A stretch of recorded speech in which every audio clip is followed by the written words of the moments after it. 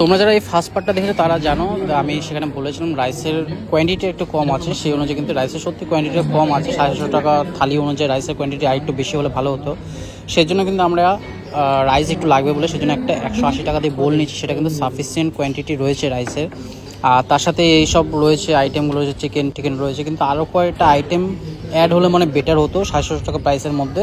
কারণ 750 টাকা প্রাইসের মধ্যে আরও বেটার কম্পিটিশন আছে মার্কেটে, অনেক রেস্তোরাঁয় কিন্তু অনেক ভালো ভালো খাবার দেয় 750 টাকার মধ্যে। যাই হোক, এখানে ডাল দেওয়া হয়নি, মুগের ডাল এসব কোনো দেওয়া হয়নি, ছোলা ডাল যেটা দেওয়া হয়েছে, যেটা কিন্তু কচু লুচি দিয়ে খেয়েছিলাম, সেই ডালটা দিয়ে এখন ভাত খাবো আমরা। আলু বাজার দিয়ে ডাল। এবার একটু চিকেন কষা দিয়ে একটু খেয়ে দেখি,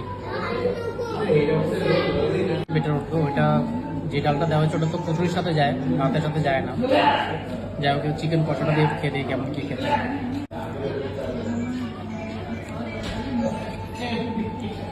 চিকেনটা মোটামুটি খারাপ না, আদা দেওয়া রয়েছে, আদার ফ্লেভারটা আসছে।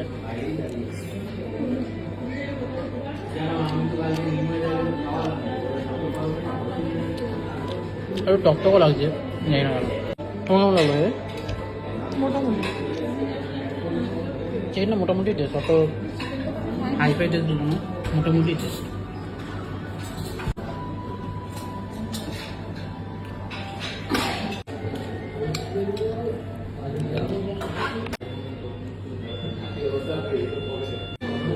মাটনের পিস এরকম সাইজ, মাটন দিয়ে একটু পোলাও খেয়ে দেখা যাক।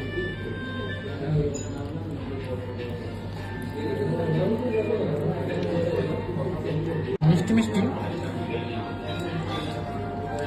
মাটনটা এরকম মিষ্টি মিষ্টি লাগছে, অতটা ঝালটা লাগছে না, পোলাওটা বেশ মিষ্টি রয়েছে।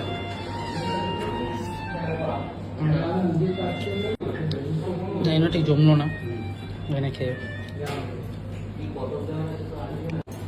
এখানে রয়েছে পায়েস, উপরে রয়েছে একটা গোলাপের পাপড়ি।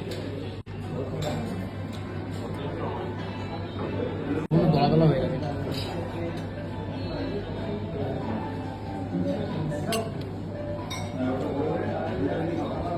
ওটা রাবড়ি ছিল মেরে।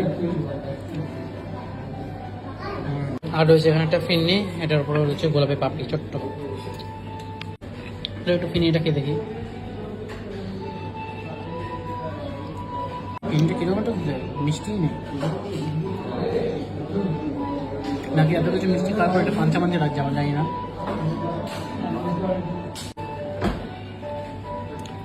কি পিনের উপরে কালো চাটনিটা একটু খেয়ে দেখি, ভালো করে হচ্ছে, আম সব সব রয়েছে, দেখলে মনে হচ্ছে যা। খেয়ে দেখি। পাঁপড়টা আগে খেয়ে নিচ্ছি,